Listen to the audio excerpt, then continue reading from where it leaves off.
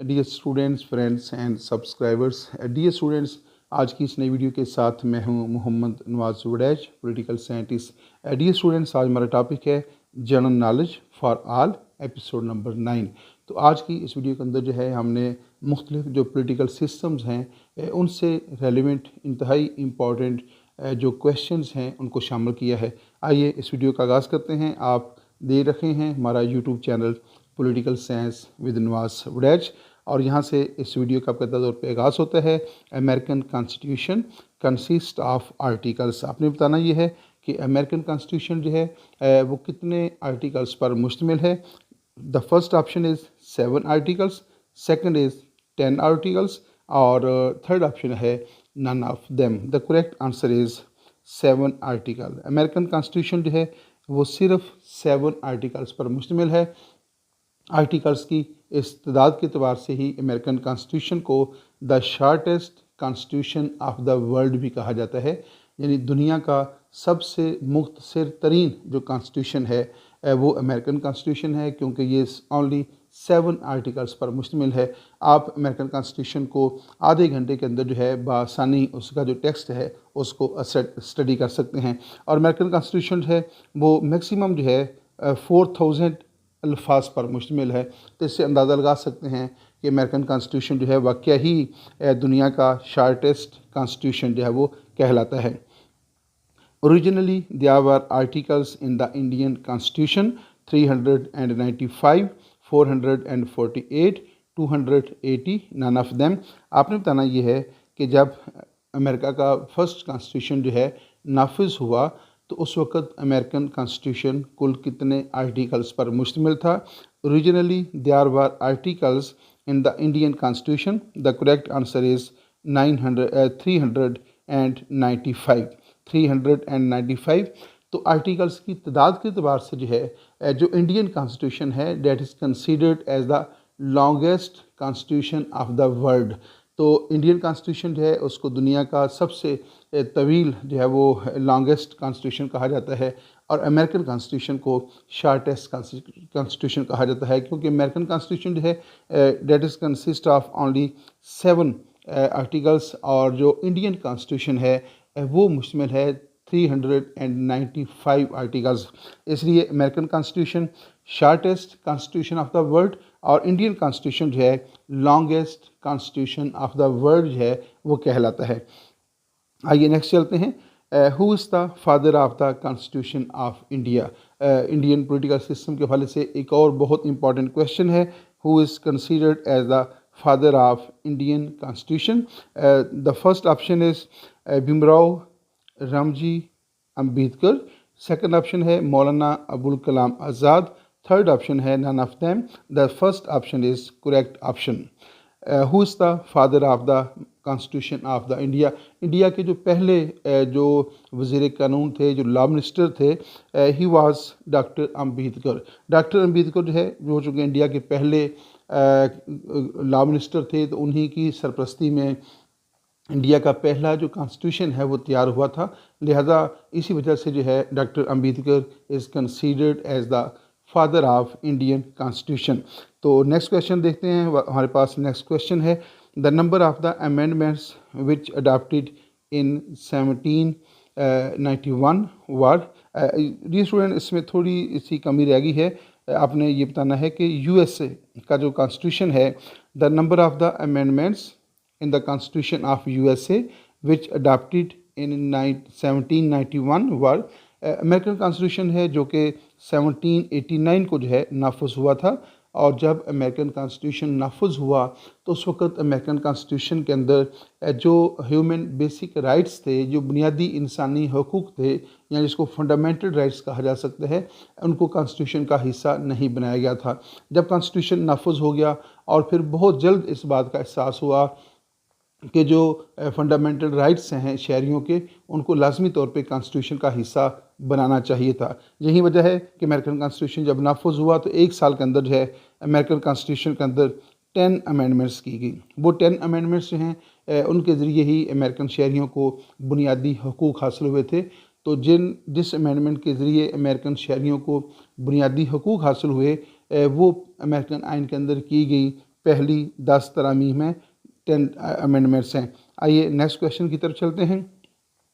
In 1787 the original constitution of USA was drafted by a convention. ये question भी American constitution से related है। American constitution जो है उसके हवाले से क्वेश्चन है। इन 1789 the original constitution of the USA was drafted bye A convention held at Washington, Philadelphia, New York. The correct answer is Philadelphia. तो मैं आपको मुख्तसर तौर पे बताता हूँ, बहुत इंटरेस्टिंग बात है कि अमेरिका जो है जब उसने बरतानवी तसल्लुत से आज़ादी हासिल कर ली थी तो अमेरिका की जो 13 रियासतें थीं उन पर मुश्तमिल कन्फेडरेशन जो थी वह कायम की गई थी। यानी एक 13 आज़ाद रियासतें जो थी वो वजूद में आ गई थी। लेकिन थोड़े अरसे के बाद जो है इस कन्फेडरेशन में शामिल जो 13 रियासतें थीं उन्हें इस बात का एहसास हुआ कि जो हमारी कन्फेडरेशन है उसमें बहुत सारे इश्यूज़ आ रखे हैं, बहुत सारे मसाइल हैं। तो उन मसाइल पर गौर करने के लिए 1787 को जो है फिलाडेल्फिया के मकाम पर एक कन्वेंशन जो है वो कंडक्ट किया गया था और उसमें इन 13 रियासतों के, ये जो 13 रियासतें थीं, इनके 55 मेंबर जो थे वो इसमें शामिल हुए थे। अब बुनियादी मकसद ये था कि कन्फेडरेशन को जो दरपेश मसाइल हैं, जो प्रॉब्लम्स हैं या इश्यूज़ हैं, उनको जो है वो सॉल्व कैसे करना है, इसके ऊपर गौर व फिक्र करना था। लेकिन जब कन्वेंशन जारी था तो कन्वेंशन के अंदर ही मेंबर जो थे इस नतीजे पर पहुँचे कि क्यों ना हम कन्फेडरेशन की बजाय इन 13 रियासतों पर मुश्तमिल एक फेडरेशन कायम कर लें। चुनांचे उस फेडरेशन के क़याम के लिए अमेरिकन आइन लिखा गया और शर्त ये रखी गई कि ये जो अमेरिकन आइन लिखा गया है, ये जो कॉन्स्टिट्यूशन लिखा गया है, इसको अमेरिका की इन 13 रियासतों के पास जो है वो भेजा जाएगा। अगर इन 13 रियासतों में से 9 रियासतों ने इस कॉन्स्टिट्यूशन की तस्दीक कर दी तो फिर फेडरेशन कायम हो जाएगी और कन्फेडरेशन ख़त्म हो जाएगी। हुआ ये कि जो टाइम लिमिट दिया गया था इसकी रेटिफिकेशन के लिए, तो उसके अंदर 9 में से 13 रियासतों ने उसकी तस्दीक कर दी। इस तरह यूनाइटेड स्टेट्स ऑफ अमेरिका के नाम से एक दुनिया के नक्शे के ऊपर एक नई रियासत कायम होगी, यूनाइटेड स्टेट्स ऑफ अमेरिका। और ये 1789 के अंदर जो है इसकी तकमील हो गई थी। 1787 के अंदर कन्वेंशन बुलाया गया और वो सारा प्रोसेस जो है वो 1789 को मुकम्मल हुआ। अमेरिका का जो फर्स्ट कॉन्स्टिट्यूशन है जो अब तक चल रहा है वो भी 1789 को नाफिज हुआ और उसके नतीजे में यूनाइटेड स्टेट्स ऑफ अमेरिका के नाम से एक इंडिपेंडेंट और सॉवरन स्टेट्स कायम हुई। The official name of the country is dear students, question इसमें भी कंपोजिंग का इशू है। The official name of the India is Republic of India, Socialist Republic of India, Hindu Republic of India, none of them। आपने बताना ये है कि जो इंडिया है उसका कॉन्स्टिट्यूशन के अंदर ऑफिशियल नेम क्या रखा गया है। The official name of the India is Republic of India, तो उसको रिपब्लिक ऑफ इंडिया का जो है वो नाम दिया गया है। नेक्स्ट क्वेश्चन की तरफ चलते हैं। How many amendments are there in the Indian constitution. Indian constitution जो है उसके अंदर अब तक कितनी अमेंडमेंट्स की गई हैं। इससे पहले हमने इंडियन कॉन्स्टिट्यूशन के बारे में एक क्वेश्चन किया है, उसके मुताबिक इंडियन कॉन्स्टिट्यूशन जो है वो 395 आर्टिकल्स पर मुश्तमिल है। इसी वजह से उसको longest constitution of the world जो है वो कंसीडर किया जाता है। आपने बताना यह है कि अब तक इंडियन कॉन्स्टिट्यूशन के अंदर जो है कितनी अमेंडमेंट्स हो चुकी हैं। 106, 206, 200 और none of them. The correct answer is 106। Indian constitution जो है अगरचे बज़ाते खुद एक बहुत ही तफसीली आइन है, 395 आर्टिकल्स पर मुश्तमिल है, लेकिन इसके बावजूद उसमें 106 तरामीम हो चुकी हैं, यानी तरामीम की तादाद भी जो है वो बहुत ज़्यादा हो चुकी है। नेक्स्ट क्वेश्चन हमारे पास the USA constitution is based on the theory of. Next question American constitution से है और आपने बताना ये है कि जो अमेरिकन कॉन्स्टिट्यूशन है that is based on the theory of the social contract, theory of socialism, theory of the separation of powers। The correct answer is theory of separation of powers।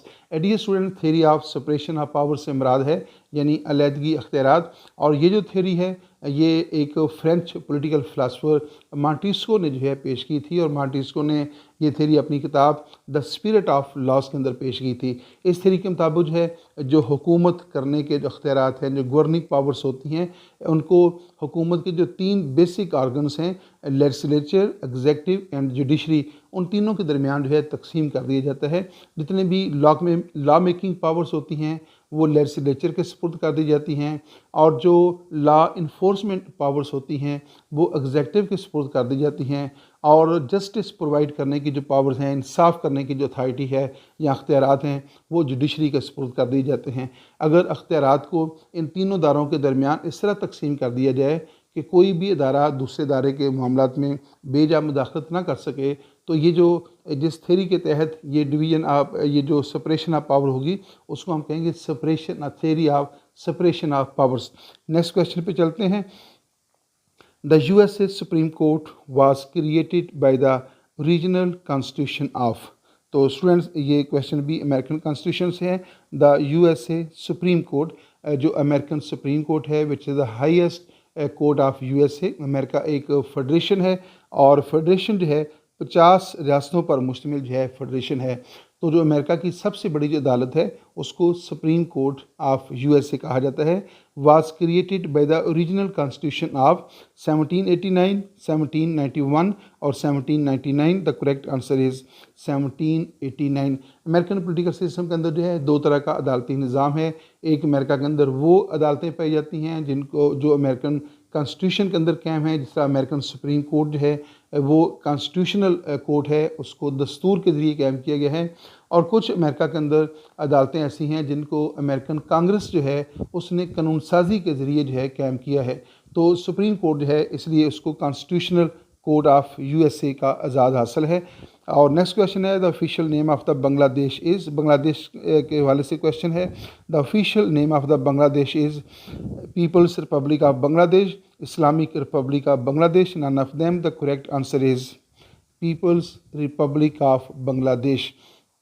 तो बांग्लादेश का जो नाम है, बांग्लादेश जो है पहले ईस्ट पाकिस्तान के तौर पे पाकिस्तान का हिस्सा रखा है, पाकिस्तान का एक सूबा रखा है। उस वक्त जो है जब ईस्ट पाकिस्तान यानी बांग्लादेश पाकिस्तान का हिस्सा था, from the creation of the Pakistan to 1971, तो उस वक्त जो है पाकिस्तान का जो ऑफिशियल नेम था वो था इस्लामिक रिपब्लिक ऑफ पाकिस्तान।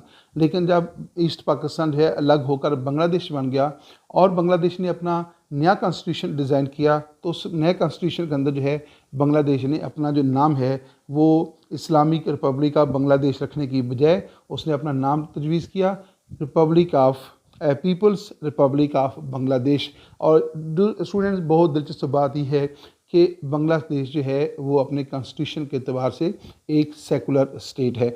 आइए नेक्स्ट क्वेश्चन की तरफ चलते हैं। हमारे पास नेक्स्ट क्वेश्चन है, डियर स्टूडेंट्स,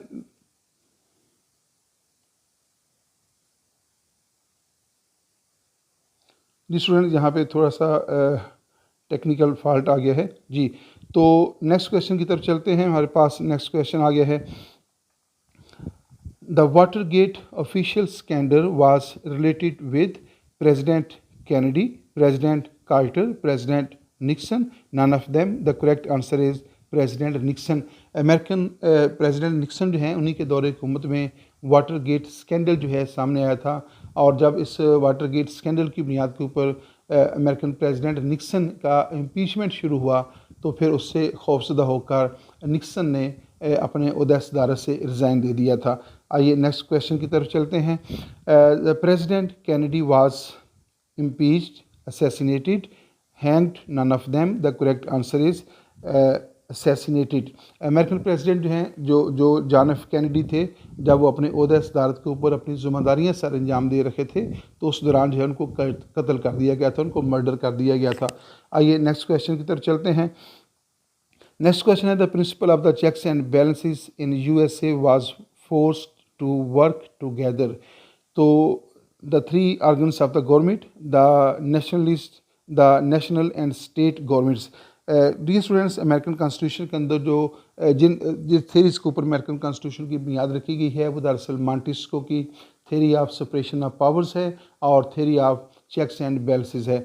तो अमेरिकन जो पॉलिटिकल सिस्टम है उनकी जो आप यूँ कह लें कि जो स्पिरिट है वो मॉन्टेस्क्यू की ये दोनों थ्योरी हैं। एक थ्योरी के मुताबिक अख्तियारात को हुकूमत के जो तीनों दायरे हैं अमेरिकन प्रेसिडेंट, अमेरिकन कांग्रेस और अमेरिकन सुप्रीम कोर्ट के दरमियान तकसीम कर दिए गए हैं।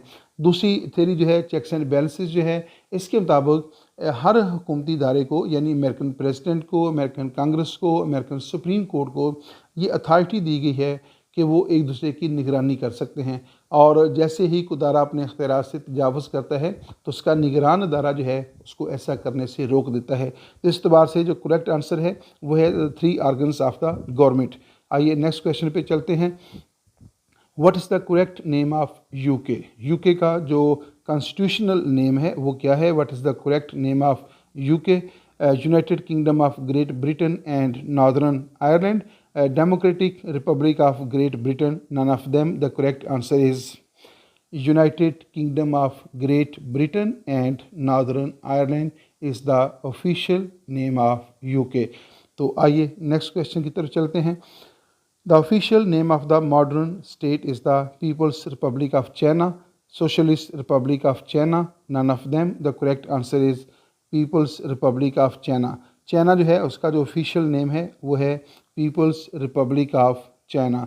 नेक्स्ट क्वेश्चन पे चलते हैं। The 26th amendment of 1971 in the USA constitution lowered the voting age limit to 18, 20 or 21. The correct answer is 18. America के अंदर जो है जो वोटर है जो राय दहिंदा होता है 1971 के अंदर जो है उसकी जो एज लिमिट थी वो 20 ईयर से कम करके उसको 18 ईयर्स कर दिया गया है।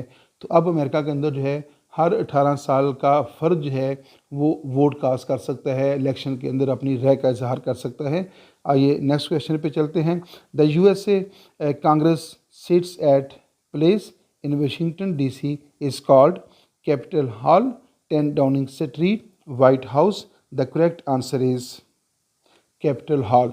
10 डाउनिंग स्ट्रीट है ये ब्रिटिश जो प्राइम मिनिस्टर है उसकी ऑफिशियल रेजिडेंस है और जो वाइट हाउस है ये अमेरिकन प्रेसिडेंट की ऑफिशियल रेजिडेंस है, जहाँ पे अमेरिकन कांग्रेस जो है जो कि अमेरिका की लेजिस्लेचर है, अमेरिकन कांग्रेस जहाँ पे उसकी जो बिल्डिंग वाक़ है या उसका जो ऑफिशियल दफ्तर वाक़ है उसको कैपिटल हॉल का नाम दिया गया है। और नेक्स्ट क्वेश्चन है what is the official residence of the king of the UK? आपने बताना ये है कि जो ब्रिटिश किंग है उसकी ऑफिशियल रेजिडेंस जो है वो क्या कहलाती है? Buckingham Palace, 10 Downing Street, none of them. The correct answer is Buckingham Palace. The official residence of the king of the UK is Buckingham Palace. आइए नेक्स्ट क्वेश्चन है हमारे पास। The first 10 amendments in the constitution of UK in 1971 are known as bill of justice, bill of rights, bill of separation of powers. The correct answer is bill of rights. American constitution के अंदर 1791 के अंदर जो है जो 10 amendments की गई थी, जो पहली 10 तरामीम है उनका तल्लुक शहरियों के बुनियादी हुकूक के साथ था, उन 10 तरामीम को अमेरिकन सिस्टम के अंदर बिल ऑफ राइट्स कहा जाता है। नेक्स्ट क्वेश्चन की तरफ चलते हैं। The American presidential elections takes place in the month of. बहुत दिलचस्प क्वेश्चन है और इसका तल्लुक मौजूदा हालात के साथ भी बन रखा है। अमेरिकन जो प्रेसिडेंशियल इलेक्शन होते हैं takes place in the month of, किस महीने को होते हैं? सितंबर, अक्टूबर, नवंबर, दिसंबर। द करेक्ट आंसर इज़ नवंबर। मैं आपको बताता चलूँ कि अमेरिकन जो प्रेसिडेंशियल इलेक्शन होते हैं हर 4 साल बाद जो लीप ईयर होता है उसमें कंडक्ट होते हैं। हर 4 साल बाद लीप के साल में अमेरिका में सदारती इंतखाबात का इनकाद होता है। तो जो लीप ईयर है वो ज़ाहिर है 12 महीनों के ऊपर मुश्तमिल है। तो ये याद रखिएगा कि लीप ईयर में नवंबर में अमेरिका के सदारती इंतखाबात होते हैं। फिर नई बात यह है कि नवंबर तो 30 दिन का है, तो उसमें से 21 तारीख को अमेरिका में प्रेसिडेंशियल इलेक्शन होंगे। तो ये बात याद रखिएगा, बहुत दिलचस्प है कि अमेरिका के अंदर जो है हर 4 साल बाद जो लीप ईयर आता है उसमें नवंबर के पहले सोमवार यानी मंडे के बाद जो ट्यूसडे आएगा यानी पहले सोमवार के बाद जो मंगल आएगा उस रोज़ अमेरिका में सदारती इंतखाबात होते हैं। यानी हर 4 साल बाद होते हैं। कौन से 4 साल बाद? Leap year. लीप ईयर वो होता है जो 4 के ऊपर 4 के ऊपर पूरा पूरा डिवाइड हो जाए। यहाँ जिस साल जो फरवरी है वो 29 दिन का हो तो उसको लीप ईयर कहा जाएगा। और लीप ईयर में नवंबर के पहले सोमवार के बाद जो मंगल आएगा उस रोज़ इलेक्शन होंगे। अगर यकम तारीख को मंगल है तो फिर इलेक्शन नहीं होंगे, फिर पहला सोमवार आएगा फिर इलेक्शन होंगे। तो याद रखिएगा, हर 4 साल बाद नवंबर के पहले सोमवार के बाद आने वाले मंगल को अमेरिका में प्रेसिडेंशियल इलेक्शन का इनेकाद होता है। और जब अमेरिका में प्रेसिडेंशियल इलेक्शन होते हैं तो उसके साथ वाइस प्रेसिडेंट का भी इलेक्शन होता है। जो terms and condition American president के लिए हैं, same terms and condition American vice president के लिए भी हैं। जो तरीक़ा इंतखाब अमेरिका के प्रेसिडेंट के लिए है, वही तरीक़ाकार जो है वो अमेरिका के वाइस प्रेसिडेंट के लिए भी है। और नेक्स्ट क्वेश्चन हमारे पास जी, what is the official residence of the prime minister of UK. आपने बताना ये है कि जो ब्रिटिश वज़ीर आज़म है, जो यूके का प्राइम मिनिस्टर होता है, उसकी ऑफिशियल रेजिडेंस जो है वो क्या कहलाती है। 10 Downing Street, prime minister house और none of them. The correct answer is 10 Downing Street. 10 Downing Street is the official residence of the prime minister of UK. और नेक्स्ट क्वेश्चन है, the number of amendments effected in the USA Constitution are 22, 23, 26 or 27. The correct answer is 26। American constitution जो कि 1789 को बना था और उसमें जो फर्स्ट 10 अमेंडमेंट्स हैं वो तो एक साल के बाद हो गई थी, यानी 1791 में हो गई थी। तो उस वक्त से लेकर अब तक जो है वो 10 तरामीम मिला के अमेरिकन कॉन्स्टिट्यूशन के अंदर अभी तक 26 अमेंडमेंट्स हुई हैं। तो इस बार से देखिए कि अमेरिकन कॉन्स्टिट्यूशन कितना रिजिड है, तो उसमें तरमीम करने का तरीक़ेकार भी इंतहाई मुश्किल रखा गया है ताकि कोई हुकूमत जो है वो मन मर्जी ना कर सके। Who is considered as the first president of the world. बहुत इंपॉर्टेंट क्वेश्चन है और जब से मैंने अपना यूट्यूब चैनल बनाया है ये क्वेश्चन फर्स्ट टाइम जो है ये मेरी किसी भी वीडियो का हिस्सा बन रखी है।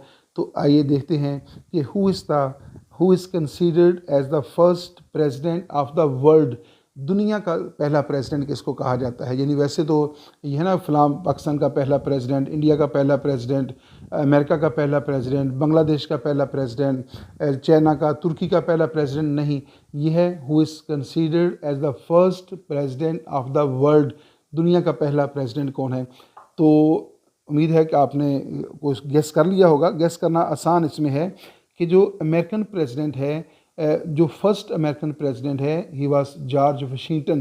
तो जॉर्ज वाशिंगटन को ही फर्स्ट प्रेसिडेंट ऑफ वर्ल्ड भी कहा जाता है। क्यों कहा जाता है कि इससे पहले जो है दुनिया के किसी भी पॉलिटिकल सिस्टम के अंदर प्रेसिडेंट का ओहदा नहीं था। हेड ऑफ़ द स्टेट या हेड ऑफ़ द गवर्नमेंट के लिए प्रेसिडेंट का ओहदा कहीं नहीं रखा गया था।